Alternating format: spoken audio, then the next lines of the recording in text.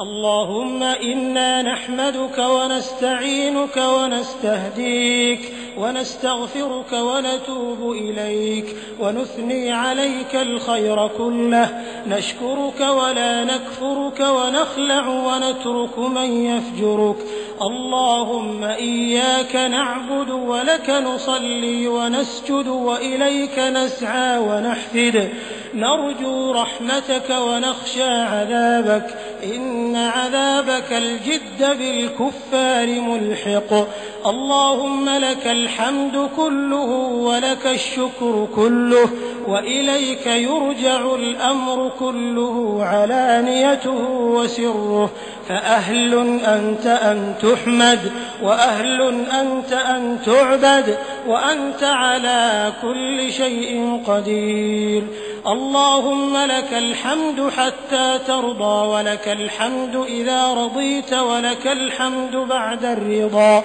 لك الحمد كالذي نقول وخيرا مما نقول، ولك الحمد كالذي تقول، ولك الحمد على كل حال. اللهم لك الحمد أنت نور السماوات والأرض ومن فيهن، ولك الحمد أنت قيوم السماوات والأرض ومن فيهن، ولك الحمد أنت الحق وكلامك حق ووعدك حق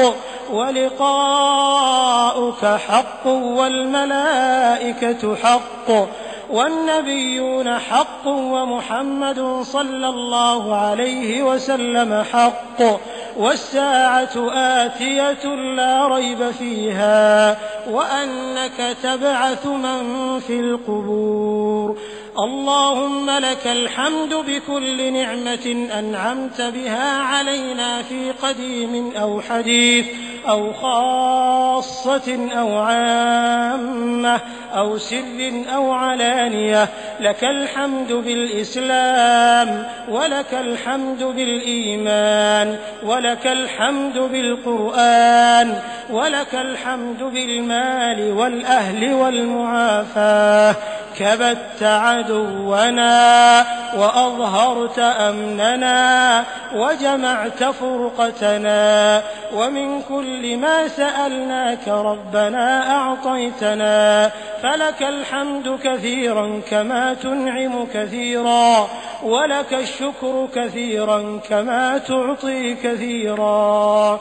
اللهم لك الحمد كما هديتنا للإسلام، وعلمتنا الحكمة والقرآن، وأعنتنا على ختم القرآن. لا إله إلا الله العظيم الحليم، لا إله إلا الله رب السماوات ورب الأرض رب العرش العظيم. لا إله إلا الله الولي الحميد، لا إله إلا الله يفعل ما يشاء ويحكم ما يريد. لا إله إلا الله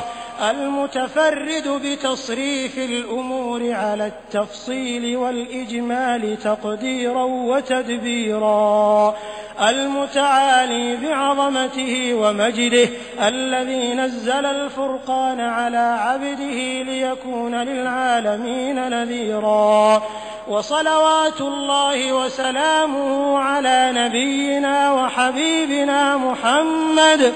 الذي أرسله إلى عموم الثقلين بشيرا ونذيرا، وداعيا إلى الله بإذنه وسراجا منيرا. اللهم لك الحمد على نعمك العظيمة وآلائك الجسيمة، حيث أنزلت إلينا خير كتبك، وأرسلت إلينا أفضل رسلك، وشرعت لنا أعظم شرائع دينك، وجعلتنا من خير أمة أخرجت للناس، وهديتنا لمعالم دينك الذي ليس به التباس. سبحان العظيم الوهاب، سبحان الغفار التواب، سبحان رب الأرباب ومسبب الأسباب وخالق خلقه من تراب. سبحان من خلق الخلق وأحصاهم عددا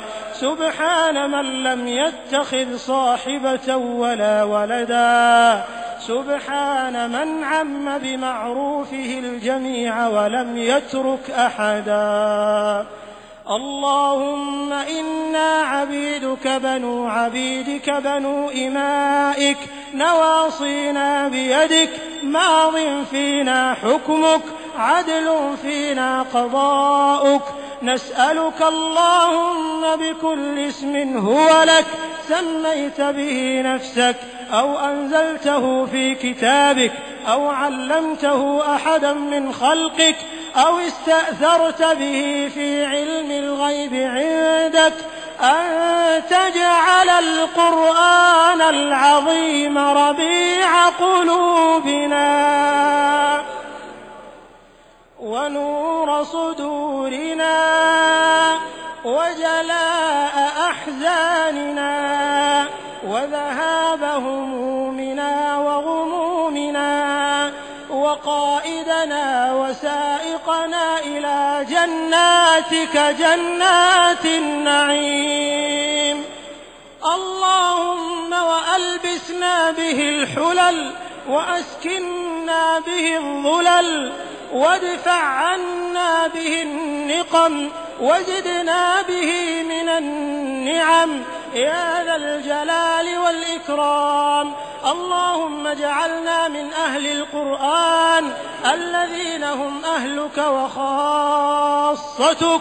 اللهم اجعلنا ممن يحلل حلاله ويحرم حرامه ويؤمن بمتشابهه ويعمل بمحكمه ويتلوه حق تلاوته آناء الليل وأطراف النهار على الوجه الذي يرضيك عنا اللهم اجعل القرآن العظيم لقلوبنا ضياء ولأبصارنا جلاء ولذنوبنا ممحصا ولأسقامنا دواء وعن النار مخلصا اللهم انقلنا بالقرآن من النار إلى الجنة ومن الظلمات إلى النور ومن الضلالة إلى الهداية ومن الفقر إلى الغنى ومن البدعة إلى السنة ومن الفرقة والخلاف إلى الاجتماع والاعتصام يا ذا الجلال والإكرام يا ذا الطول والإنعام اللهم ذكرنا منه ما نسينا وعلمنا منه ما جهلنا اللهم اجعلنا ممن يقيم حروفه وحدوده ولا تجعلنا ممن يقيم حروفه ويضيع حدوده يا رب العالمين اللهم إنا نسألك الجنة وما قرب إليها من قول وعمل ونعوذ بك اللهم من النار وما قرب إليها من قول وعمل اللهم اهدنا فيمن هديت وعافنا فيمن عافيت وتولنا فيمن توليت وبارك لنا فيما أعطيت وقنا شر ما قضيت فإنك تقضي ولا يقضى عليك إنه لا يذل من واليت ولا يعز من عاديت تباركت ربنا وتعاليت لك الحمد على ما قضيت ولك الشكر على ما أعطيت نستغفرك اللهم من جميع الذنوب والخطايا ونتوب إليك لا ملجأ ولا منجا منك إلا إليك اللهم انفعنا وارفعنا بالقرآن العظيم الذي أعليت مكانه وأيدت سلطانه وقلت يا أعز من قائل سبحانه فإذا قرأناه فاتبع قرآنه ثم إن علينا بيانه أحسن كتبك نظاما وأفصحها كلاما وأبينها حلالا وحراما محكم البيان ظاهر البرهان محروس من الزيادة والنقصان فيه وعد ووعيد وتخويف وتهديد لا يأتيه الباطل من بين يديه ولا من خلفه تنزيل من حكيم حميد اللهم اجعلنا عند ختم القرآن من الفائزين